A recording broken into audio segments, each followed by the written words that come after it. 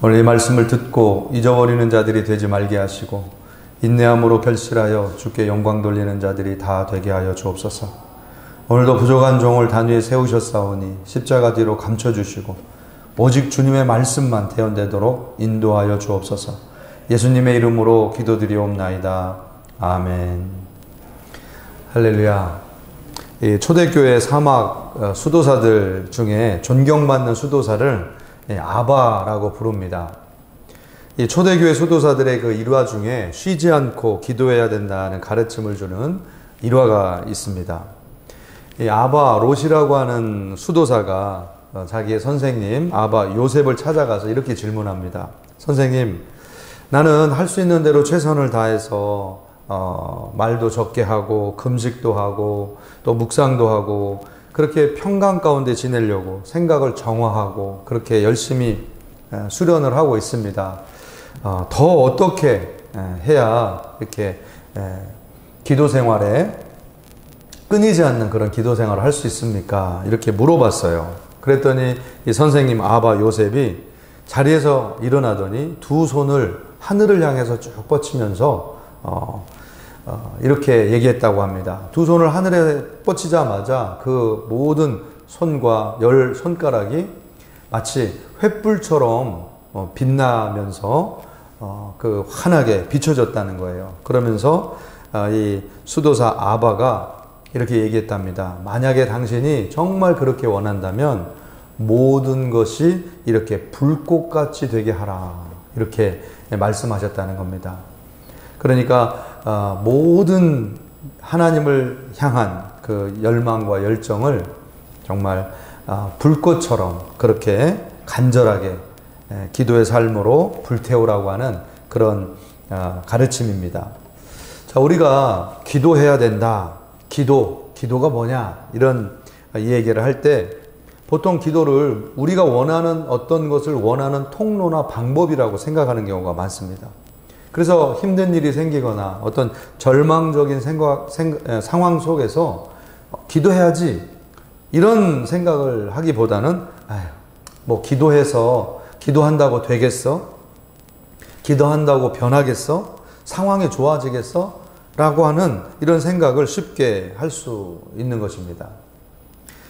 그러나 우리 성도님들이 반드시 알아야 될 것은 기도는 내가 무엇을 얻는 방법이나 통로가 아니라 아무것도 할 수 없는, 또 우리가 할 수 없는 이런 절망의 상황에서 그 절망 속에 하나님의 빛을 비추는 희망의 수고, 이것이 바로 기도임을 우리가 기억해야 될 줄로 믿습니다. 절망이라고 하는 것은 우리가 노력해서 없어지는 것이 아니라 하나님이 비추어 주시는 그 빛, 그 하나님이 비추어 주시는 소망의 빛을 절망에게 비추기만 하면 그 어둠과 절망은 사라지게 되는 것입니다. 기도는 절망에게 하나님의 빛을 비추는 희망의 수고이다. 이 사실을 기억하실 수 있기를 주님의 이름으로 축복합니다. 오늘 우리가 읽은 사무엘상 1장 말씀 속에는 우리 자신의 몸을 불꽃처럼 타오르게 하는 그 기도의 사람, 한나라고 하는 사람이 등장합니다. 오늘 우리가 사무엘상 이 성경을 읽어보면 우리가 이런 질문을 할 수 있는데요. 왜 사무엘서는 한나라고 하는 여인의 이 이야기로 시작이 될까? 지금 사사기를 지나서 왕정시대로 가는 대단히 역사의 그 대흐름 속에 있는 이 성경책에서 왜 사사로운 한 가정의 이야기, 한나라고 하는 여인의 이야기가 기록되고 있나, 이런 생각을 할 수가 있습니다. 그런데 우리가 좁게만 보면 한나의 가정의 이야기가 평범한 그런 일상적인 가정의 이야기로 들리고 말겠지만 전체적인 큰 그림으로 본다면 사무엘서를 우리가 넓은 시야로 보게 된다면 이 한나의 이야기 속에 담겨있는 아주 깊은 영적 의미를 우리가 금방 발견할 수가 있습니다. 사무엘상과 사무엘하 두 가지 책은 원래 사무엘이라고 하는 사무엘서라고 하는 한 가지 책으로 묶여 있었던 것입니다. 그래서 사무엘서를 하나의 책으로 우리가 이해한다면 사실 그 처음과 마지막 사건이 사실은 굉장히 의미 있는 사건으로 채워져 있음을 우리가 볼 수 있습니다. 우리가 읽은 사무엘상 1장의 이야기가 사무엘서의 맨 처음 채워진 이야기인데요. 엘가나의 가정이 하나님 앞에 제사를 드리는 사건, 또 가정에 문제가 있었을 때 그 문제를 하나님 앞에 기도함으로 응답받고 해결한다고 하는 제사와 기도의 그 내용이 담겨져 있습니다. 마찬가지로 사무엘서의 맨 마지막 사건은 사무엘하 24장의 오르난의 타작마당 사건입니다. 그러니까 다윗이 교만해져서 이스라엘 백성들의 숫자를 계수하는 것이 하나님 보시기에 기쁘지 않으셔서 하나님이 진노하셔서 전염병을 보내시고 이스라엘을 치시는 그런 장면이었습니다. 그런데 다윗이 회개하게 되고 그 회개를 하나님이 들으시고 오르난의 타작마당에서 제사하도록 명령하십니다.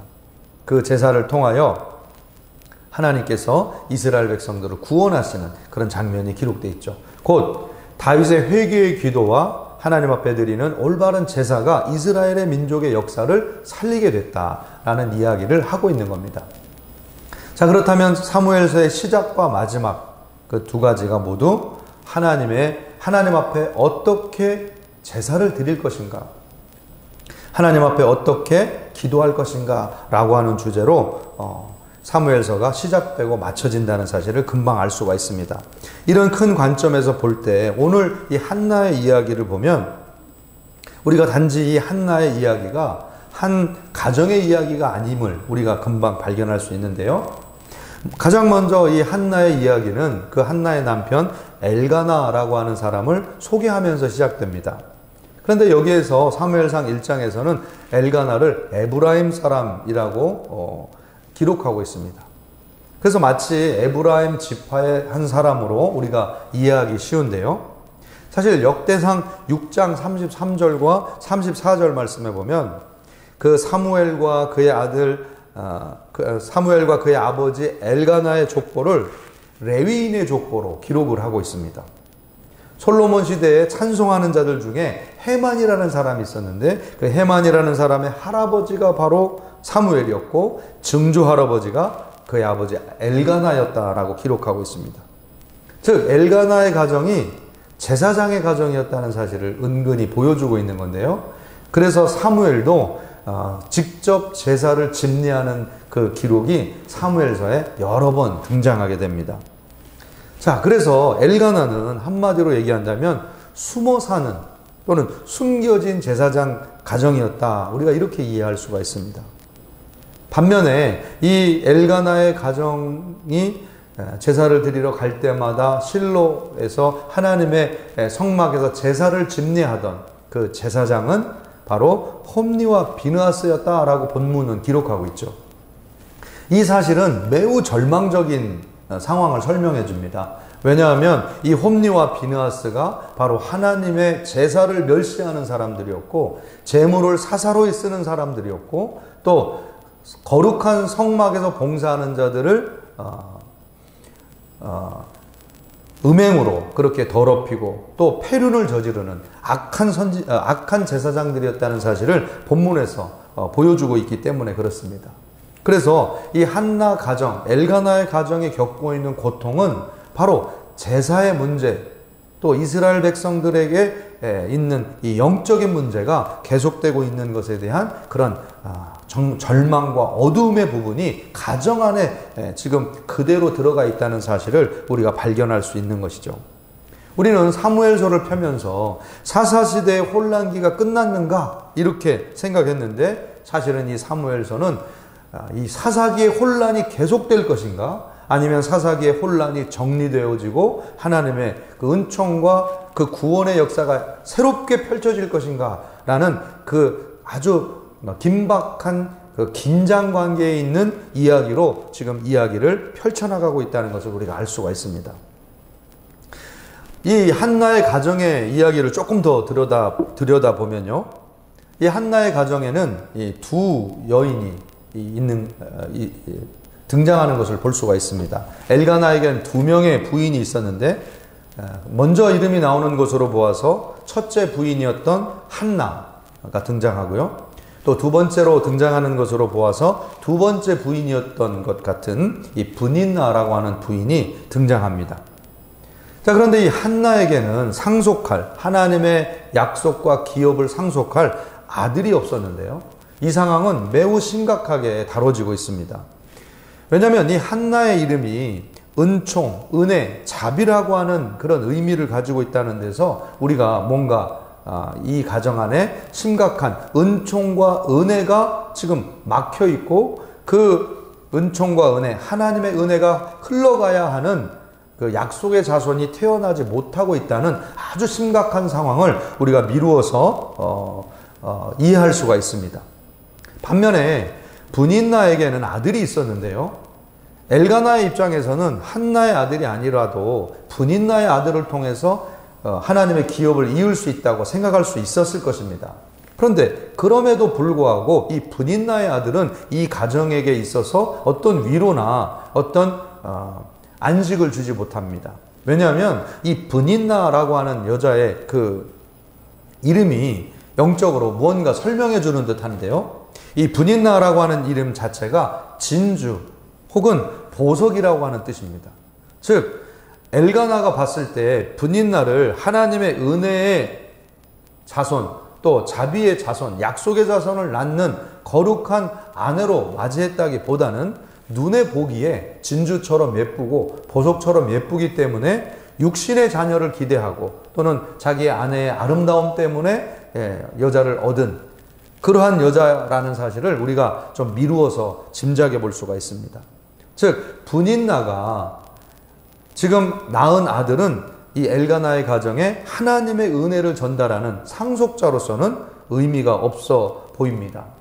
이러한 사실을 우리가 조금 더 알 수 있는 부분이 뒤에 이어지는데요. 이 브닌나가 한나를 심히 격분하게 만들었다라고 하는 표현이 뒤에 이어집니다. 여기서 히브리어 명사 카스라고 하는 이 히브리 명사가 사용되는데요.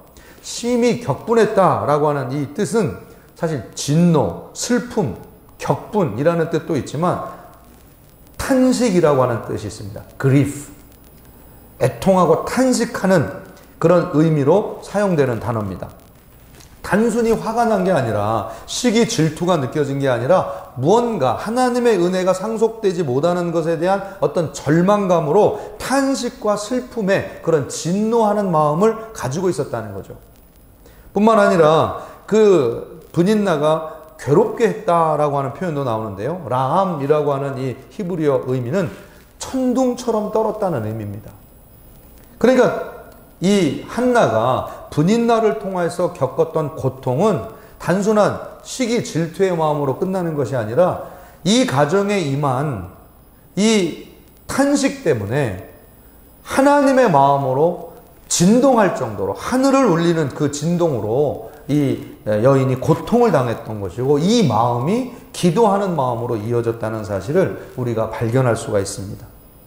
이어서 이 한나의 적수라고 표현된 이 표현을 보면은, 이 적수라고 하는 표현은 원수라는 뜻이나 대적이라는 뜻으로도 쓰이지만 환난 혹은 괴로움 자체를 의미적으로 표현하는 그런 단어입니다. 즉, 이 한나가 느꼈던 이 괴로움과 고통과 탄식은 단순한 여자로서 느끼는 시기 질투의 감정이 아니라 이 가정에 임한 환난으로 탄식하는 그 한나의 아주 간절한 그런 절망을 극복하고자 하는 그런 탄식의 마음이었다는 사실을 우리가 금방 알 수가 있습니다.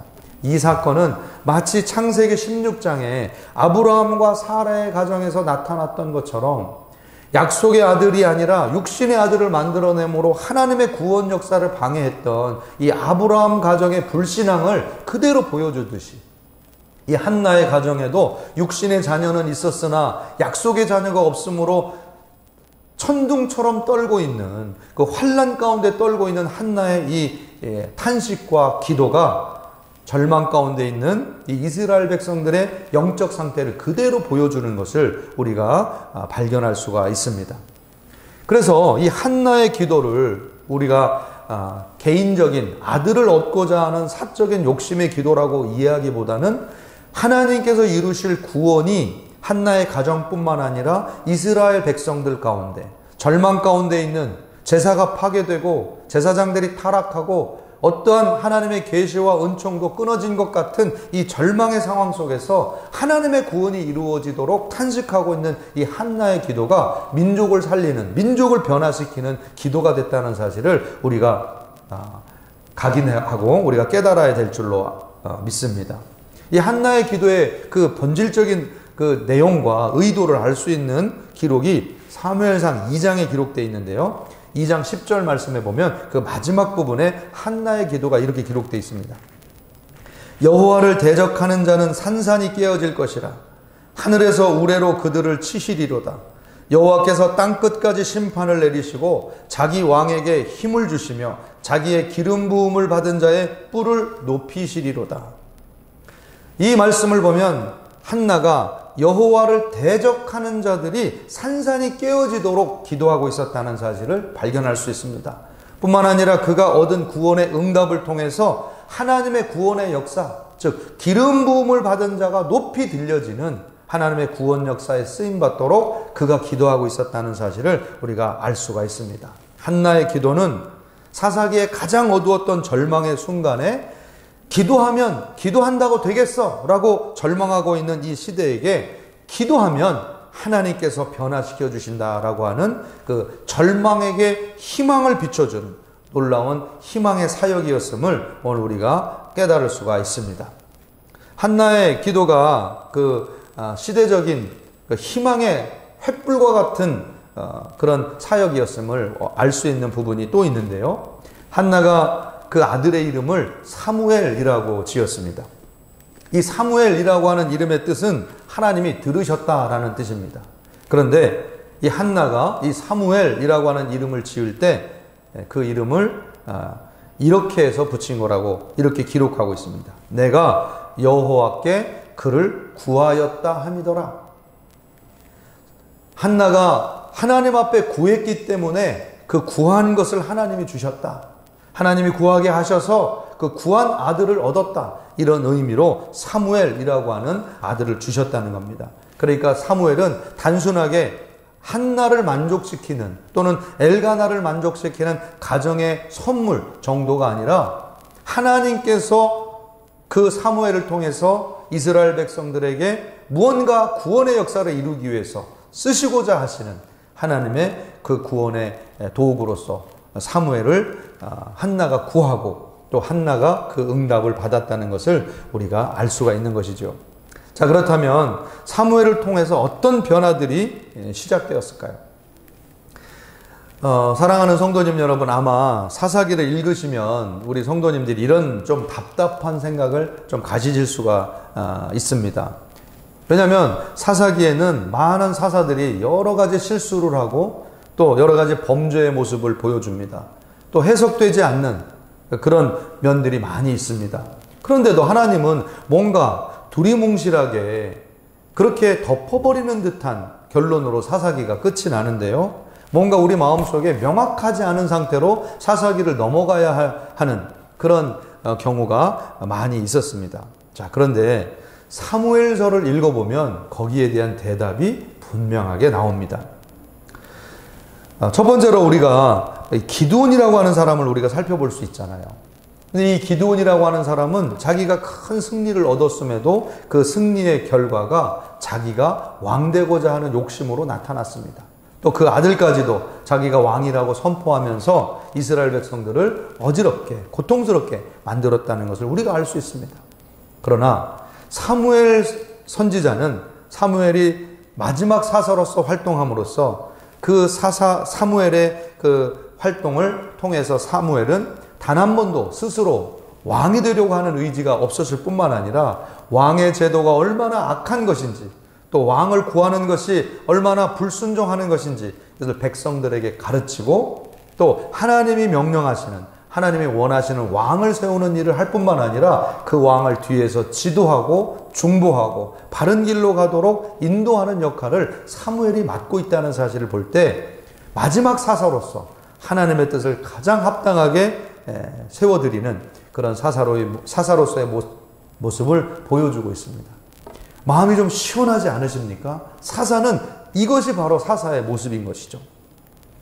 또 우리가 사사기를 볼 때 여러분, 나실인으로서 서약을 했음에도 불구하고 나실인 서약을 지키지 않는 삼손의 모습을 우리가 보면서 얼마나 의아해하고 또 우리가 얼마나 혼란에 빠져 있었습니까?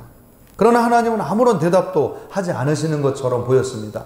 그러나 사무엘서를 읽어보면 사무엘은 나실인으로 서약되었고 뿐만 아니라 그 나실인 서약이 평생 동안 지켜지고 단 한 번도 하나님 앞에 불순종을 한 적이 없는 아름다운 나실인의 모습을 보여줍니다.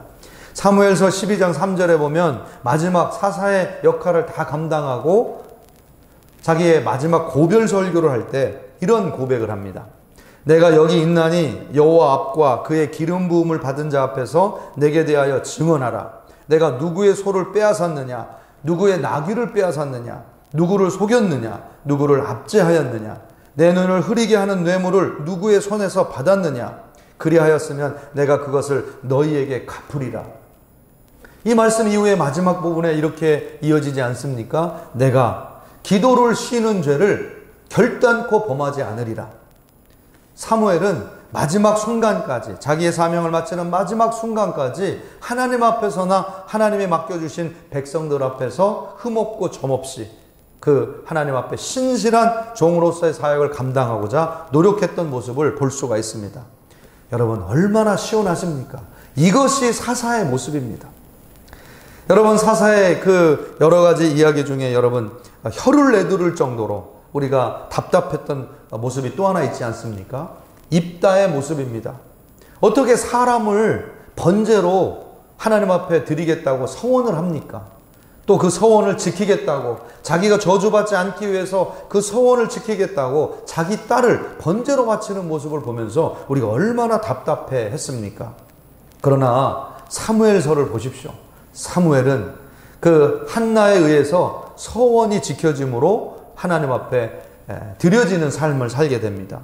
그러나 이 한나는 서원을 지키는 그 의도가 자기가 저주를 받지 않기 위해서도 아니고, 자기가 무슨 더 큰 욕심을 더 다른 것들을 얻기 위해서도 아니고, 다만 하나님의 뜻에 사무엘이 사용되어져서 하나님의 백성, 이스라엘 백성들이 더 살아나기를 소원하면서 이 사무엘을 하나님 앞에 드리는 모습을 통해서 서원이란 바로 이런 것이고, 서원의 목적은 이러해야 된다는 사실을 분명하게 알려주고 있습니다.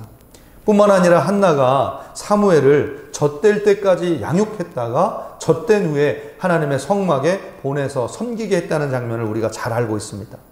여러분, 젖을 몇 살까지 우리가 먹어야 젖을 뗄까요? 대략 그 고대 팔레스타인 지역에서는 만 3세까지 젖을 먹였다고 합니다. 그러니까 우리나라로 얘기하면 4살이나 혹은 5살까지는 최소 젖을 먹었다는 거죠. 그런데 제가 어떤 부흥 강사님의 그 설교를 들었을 때 이런 간증을 들은 적이 있습니다. 본인이 6학년 때까지, 초등학교 6학년 때까지 어머니의 젖을 먹고 자랐다라는 소리를 들은 적이 있습니다. 그냥 뛰어놀다가도 목이 마르면 어머니한테 달려와서 젖을 물고는 했다는 거예요.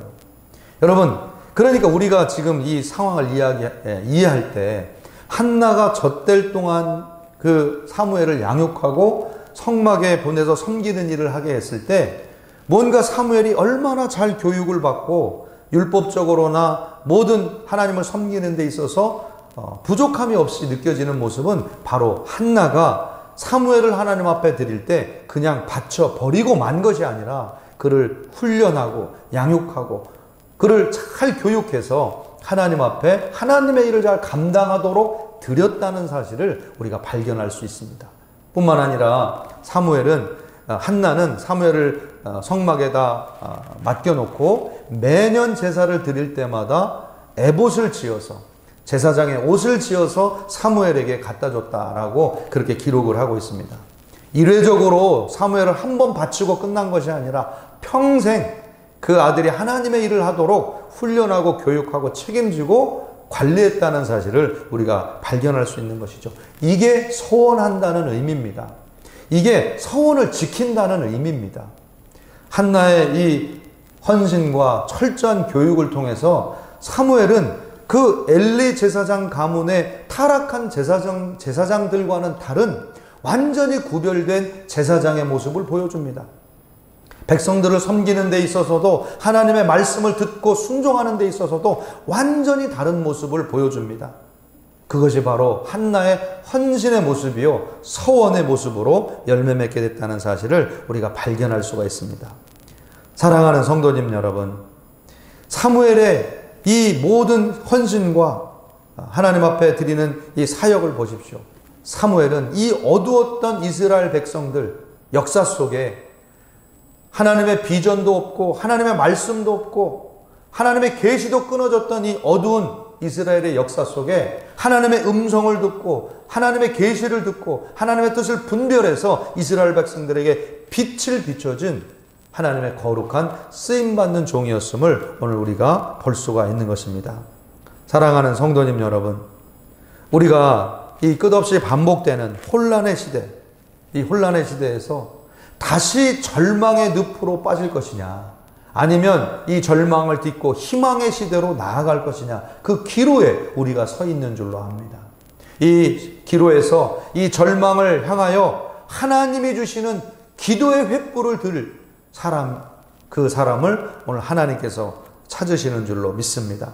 오늘 저와 여러분들이 이 절망 가운데 손을 높이 들고 우리의 손을 불타는 횃불과 같이 하나님의 빛을 비추는 그런 거룩한 성도들로, 기도의 사람들로 쓰임 받으실 수 있기를 주님의 이름으로 축복합니다.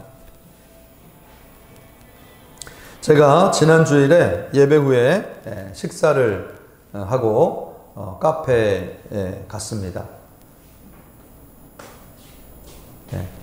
좀 편안한 분위기에서 제가 이렇게 대화를 나누려고 이렇게 옆 테이블을 옆 테이블에서 사람들이 있었는데요. 편안한 모습으로 이제 편안하게 제가 좀 쉬고자 하는 마음으로 이제 카페에서 쉬고 있는데 옆 테이블에서 뭔가 좀 불평하는 소리가 들렸어요. 뭔가 목사라는 소리도 들리고 또 뭐 교회라는 소리도 들리고 뭐 원로라는 소리도 들리고 이런 좀 불평하는 듯한 그런 소리가, 덕스럽지 못한 그런 갈등 상황들이 느껴졌습니다.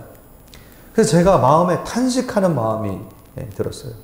도대체 이 시대가 얼마나 영적으로 어두우면 세상 사람들이 이런 데에서 목사를 걱정하고 교회를 걱정하는 그런 시대가 되었나, 이런 안타까운 마음이 들었습니다. 그러면서 드는 생각이, 교회가 정말 희망이 있다면 세상 속에서 이렇게 가십으로 그렇게 오르내리는 그런 모습이 아니라 그 하나님의 탄식과 하늘을 울리는 것 같은 천둥소리와 같은 그 고뇌의 마음을 가지고 교회로 들어와서 교회 안에서 그 울림을, 탄식을 하나님 앞에 올려드리며 기도로 그 절망 가운데 빛을 주는 사람들, 그 사람들이 바로 이 시대를 변화시키는 교회와 성도가 되지 않겠나, 이런 생각을 해봤습니다. 사랑하는 성도님 여러분, 우리에게는 기도하면 바뀔 수 있다는 희망이 있는 줄로 믿습니다. 기도하면 변할 수 있고, 기도하면 하나님께서 분명히 바꿔주실 것이라고 하는 확신을 가지고 우리 손을 높이 들고 기도하며 우리 열 손가락이 아니라 우리 온 몸이 횃불이 되어 절망 가운데 희망을 비치는 거룩한 성도들이 다 되실 수 있기를 주님의 이름으로 축복합니다. 기도하겠습니다. 전능하신 아버지 하나님, 감사합니다. 오늘도 저희를 구별하셔서 하나님의 거룩한 기도의 사명자들로 세워주신 줄로 믿습니다. 오늘도 깨어 기도하는 저희들 되게 하시고 교회가 되게 하여 주옵소서. 예수님의 이름으로 간절히 기도드렸사옵나이다. 아멘.